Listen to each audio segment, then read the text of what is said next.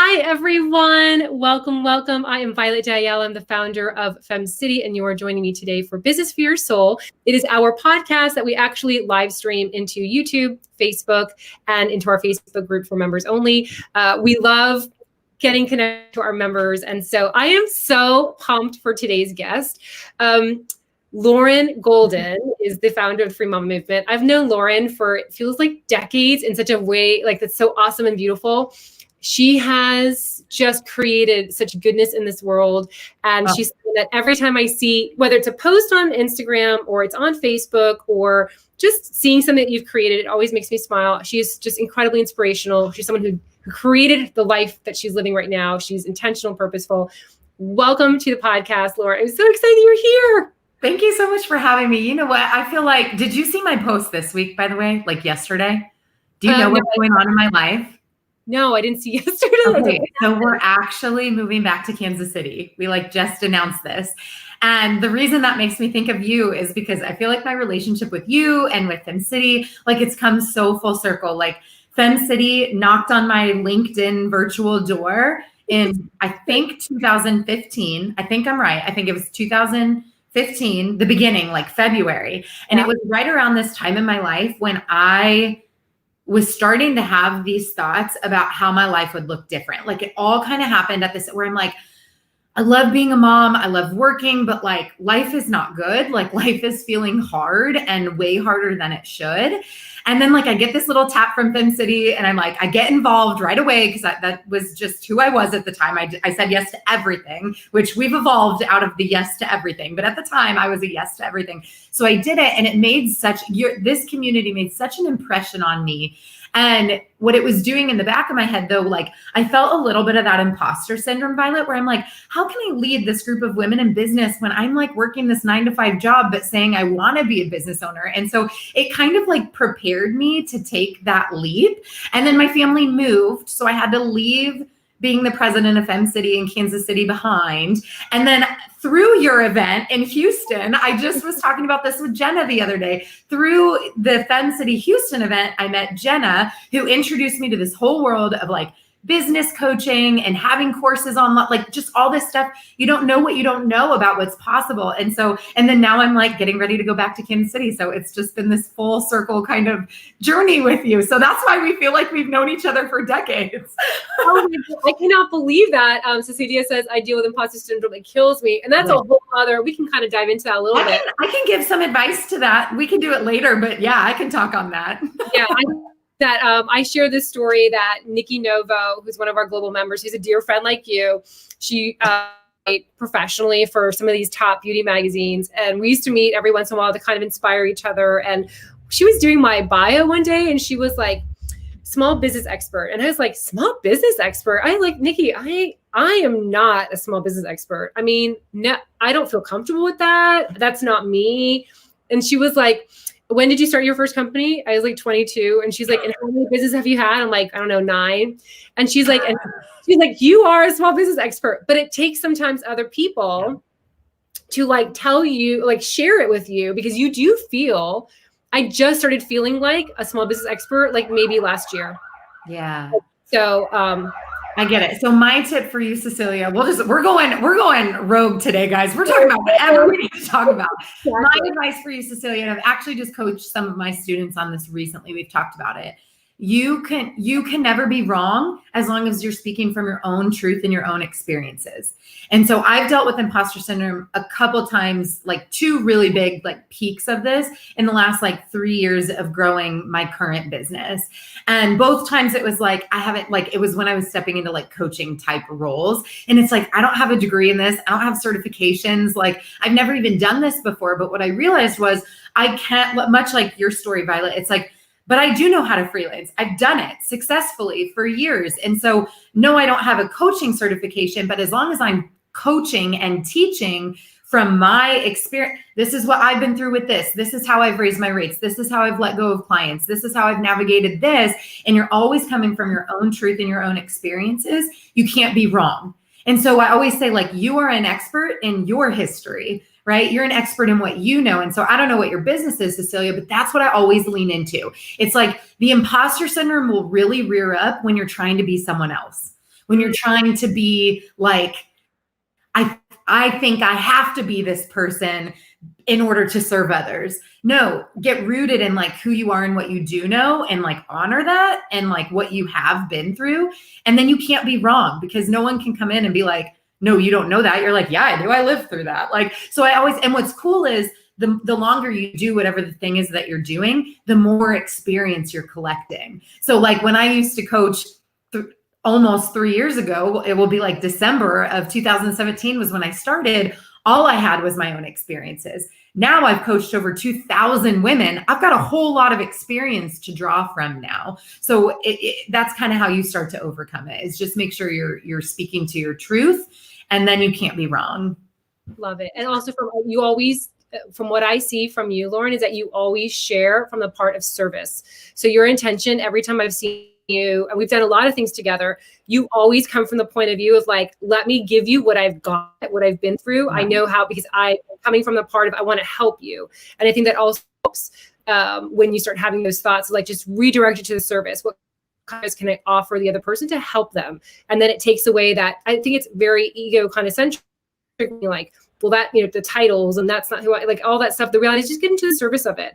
Just show up, give what you've got with what you have, and it will always be received from that perspective, or from that area. So Cecilia says, I'm an artist, and it's hard for me to say that. Thank you for helping me let it go. Love and it. She said, love it. So yay, Cecilia. Yay, mission accomplished. We can end this. No, I'm just kidding. So we're wrapping it up. No. So Lauren, so for some of them that are not familiar with the Free Mama movement, can you share a little bit about, because you talked about how you weren't really an expert in that area, or in your mind, right? You weren't an expert or certified. How did you come to create the Free Mama movement? What was your why in creating that? Great question. So backing up just a little bit further, I am the original Free Mama. I was a working mom. I mean, I'm still a working mom, but now I'm self-employed. I was working a 9 to 5. I had a 2-year-old and a newborn. And with my first child, the biggest lesson that I learned was that I love working. And I kind of reconciled that, because I grew up with a stay-at-home mom. So I had created this story for myself that to be a good mom, I had to be home with my kids full time, because that was my experience, and I have a great mom. And I kind of came to terms with that when I realized, like, I love working. But around the time my son was born 2 years later, around the time I found FemCity, like this all kind of happened at a very similar time in my life. I knew that a 9 to 5 wasn't right for me. It wasn't right for my family. I needed more control over my life so that I could show up in all aspects of my life how I wanted to. And so I started freelancing. That was kind of my ticket out, was basic. And if you're unfamiliar with freelancing, it's kind of like a job. You're a service provider, everything from virtual assistant, copywriting, graphic design, web development. I mean, there's a bunch of different things you can do as a freelancer. I started in social media and kind of evolved from there. And so that's what I did. It allowed me to quit my job. I mean, this is the short version, but I quit my job. I replaced my income. My family moved. I had to start over. I did it again. See, the hard parts, those experiences, that's what gives us the ammo to conquer the imposter syndrome. But we resist it so much. But it's like, that's what makes us who we are. And so it was about maybe like maybe like 6 months to a year after we moved to Houston. So I'd started my business over again, was doing really well, was learning a lot, had gone through meeting Jenna and you and the event here, and like was rebuilding. I was pregnant, 2 kids, like all the life things happening, but I was doing really well. And I kind of couldn't get this thought out of my head. If any of you have ever experienced this, like Rachel Hollis would call this, like, you're meant for more, right? I had this idea that, like, what if the Free Mama wasn't actually about me? Like it was when I started, right? It was like, I got to get out of my 9 to 5, very self-focused. But during that year, so this would have been the beginning of 2017, it really shifted outward. It was like people kept sending me DMs like, what are you doing? Do you work? Do you not work? Like, how can I do what you're doing? And there were just all these signs in the universe. And I just had this really big internal transformation where all these thoughts about how do I do this for myself, for my family, turned outwards. And it was like, what if I meant to help other people do this? Other moms specifically is kind of my passion point. And so I know you asked, like, what's your why? I mean, my why originally was so that I could show up as the mom that I wanted to be. It wasn't necessarily like for my kid. It is for your kids, but I always think it has to be bigger than that, because I made money at a job for kids. It was for my kids, but it was about control and like, how do I live the life that I want? But really the Free Mama movement, yes, there's a why, but it's almost like, and I'm sure you can relate to this, Violet, it's like I've stepped into this next level of like, it's like a calling. It's like a purpose. Like it just fulfills me on a totally different level that I can't imagine not showing up, because it's not just about me anymore. It's about all the people that I already get to work with and other people who need to know what their options are. So, I mean, I'm sure there is still a why in there, but at this point, it feels like a purpose. No, and I think what I love about that story, and I have seen you during this journey, and what I love and the way you just shared it now, I think will resonate with a lot of people, is that you start something because of one thing. Mm-hmm. And then it evolves and you're like, okay. And then it continuously evolves. And I think what I love most about your story is that you just kept going with the guidance. I mean, some would say the divine connection or your intuition, or, you're like, well, this feels really good. Let me just dive a little bit more here. And then all of a sudden you're so connected to the work and you connect to how you can serve and help others. And then I think that's when we talk about creating a purposeful business, mm-hmm. or when we for your soul, that is really the most perfect illustration, is that it becomes this thing that is bigger than yourself. I mean, it has become bigger than just, and it now, I mean, that's why I like when I use the word movement, in your brand, is because it is something that continuously moves and creates and helps more and more people. I think that's what's so beautiful. And I love so many times we have women in our community that, and they're so fixated on that one snippet of time, not realizing that in a year, it's most likely going to evolve and it may change. Yeah. I remember when you had a blog, like, oh yeah. And I interviewed on, that was a long time. That's how I thought I was going to rake in my millions, you guys. That did not pan out, but it was following the breadcrumbs, right? Like what I want to add to what you're saying, Violet, if I can, because I can picture Lauren Golden in 2015, listening to this interview and freaking out, being like, I don't have that. I don't know what my purpose is yet. Like, am I screwed? Like, and so I really, if that's you, where you're like, I kind of get what you're saying, but like, I don't know what that is. I just want to share with you that like, it revealed itself over time. Like I always kind of knew what I cared about. But actually that event that I've referenced twice now with Violet, that was in Houston right after I moved here. Thank goodness that event was like perfect timing in my life, and met Jenna. I actually remember and we're talking about Jenna Rodriguez, who's a FemCity member, who became a client of mine, just good mutual friend for a lot of us. And I actually remember at that event telling Jenna, like, I feel so frustrated. Like, I feel like I'm holding my hands out to the world. Like, I'm ready. I'm ready for something bigger. I want to make more money. I want to make more impact. Like, I want to do more, but I don't freaking know what it is. Like, I don't know what it looks like. And I just remember being so frustrated. So like, if that's you, hopefully someone needs to hear this today, but like, if that's you, keep just following. Like the more you do, like, don't wait for perfect clarity. Like clarity comes through action. So you've got to take the imperfect action, like the blog that I started. Like you've got to just follow the thing, and eventually you will get that clarity as long as you keep moving forward. I love it. And imagine, and I love that you mentioned breadcrumbs too, because that's kind of like, it's like little, like, okay, here's a step. Let me follow this. Think about because sometimes I see people, and I'm sure see it 100 times a day, people that selectively hold back, right? So they're like, you know what? I really like writing this blog, and I'm just going to write this blog. And so maybe they had like a little bit of a spike in their little heart saying, you know what? There's more in you. There's more you can give. And you're like, no.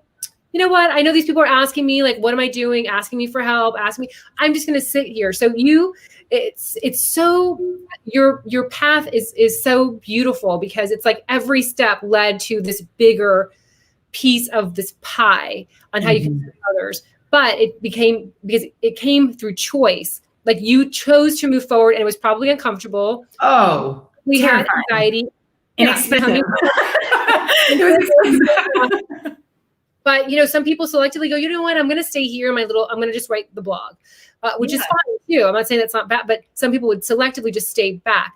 But I love that you stepped and you're like, okay, this is uncomfortable. And this is like, what's a time, actually, let me ask you, what is a time in your evolution of the free mama where things didn't go as planned and you were in a very scary place and you didn't know what the next step was? Because we have so many women in our community that are continuously pivoting during this time that perhaps are in that space. And I believe that you are speaking to many that needed to hear your message today. So I love that you shared that too. I'm like, yeah, for sure. What was that time like where, things just didn't play out the way you thought it would? And what did you do to kind of go back into on your path?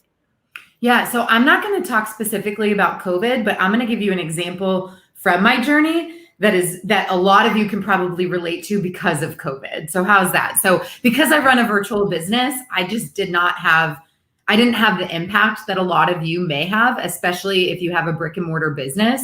So I didn't have to necessarily pivot this year, but here's a story about when I did have to make massive change and pivot. So this was August 2018. So just to give you some perspective, in December of 2017 is when I made my first sale on the internet ever in my business. And it was like life-changing, right? That's when we have this moment of like, oh my goodness, like our belief changes, right? Like whatever business you run or whatever you do, like that first time you get a client or that first time you help someone get a result, like you feel your belief system evolve and change for the better, because now it's not just an idea. It's not just conceptual. You've actually done it. So between December 2017 and August 2018, we lost Violet. I hope that you guys can still see me and I'm still streaming. Okay, I'm going to keep talking because the counter is still going. So I'm going to assume you guys can still hear me and I'll answer the question. If anybody's watching, let me know in the chat if you guys can still hear me. But what happened was, there you are. Am I still live? I think so. I lost Wi-Fi and I was like, Lauren's going to keep on going. Oh, I'm totally still talking. Thank you. All right. Yeah. So in about December 2018, so what is that? Maybe like 7 months into like actually making money in my business, I lost my Facebook ad account. Now, for some of you who don't run ads, like that might not be a big deal. You might be like, okay, this is like first world problems. It's totally first world problems. But what you need to know about my business is that I relied almost entirely on paid traffic to generate an income in my business, because it's a virtual business and it's primarily automated. I have a course, I do have coaching that obviously I do manually, but like this whole front end process and all of my traffic was paid traffic, and I lost my Facebook ad account. And the big lesson, and you again, for some people, it's like, why is that scary? For me, it was terrifying, because if you can imagine, like you've got this bucket and it's your business and you're like trying to fill it with water. It was like Facebook literally just came in and like turned off the faucet, and that was it. Like, and so in this moment probably lasted about 3 days, I totally panicked. Like I couldn't even think creatively or like a business owner. I just shut down. And I think this is what happened to a lot of people at the beginning of the pandemic, right? It was like, it was so new and so terrifying. And like, there were so many unknowns that it was like a lot of business owners didn't react right away, and they didn't pivot if they needed to. And they couldn't think creatively because it was so painful, that initial reaction. And that's what it was like for me in 2018, losing my Facebook ad account, which again, seems dramatic, but it's true. It was basically someone saying, by the way, you have no more customers. But what I learned from that experience is a lot of things. Number one being, don't put all your eggs in one basket. Learning how to think strategically during a crisis, because for me, that was a crisis.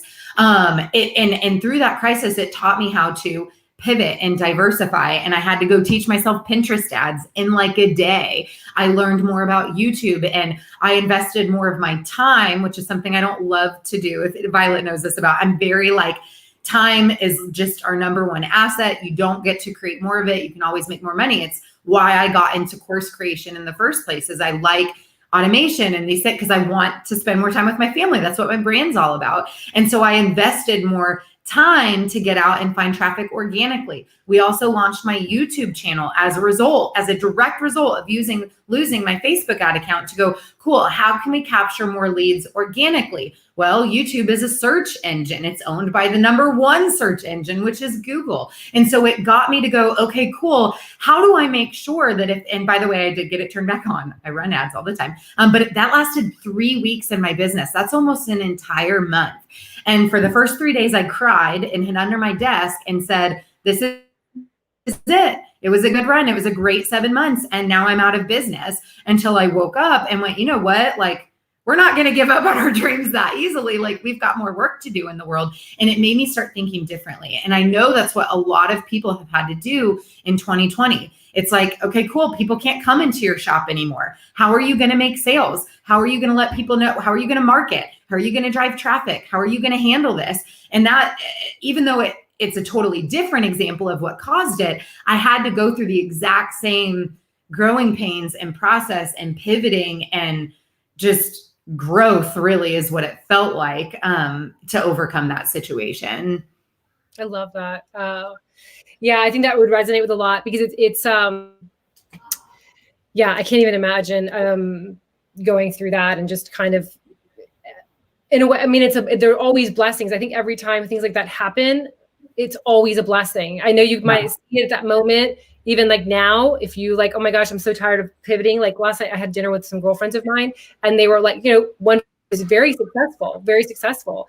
It's exhausting sometimes to keep on the pivoting. But at that moment, I think that's where you have that idea. I can make it more scalable. I can go ahead and do something so I can actually now teach it to you. Now, I'm sure you probably teach that in one of your modules, like how to create, all the stuff that you learn, you always are sharing with other people. So Exactly. Love that. Anastasia is like, I can hear you. I'm like, I'm so sorry. Connection. I knew it was going to happen. As soon as it started fading, I was like, I'm like, am I still live? Can anyone hear me? I thank you so much for continuing to talk.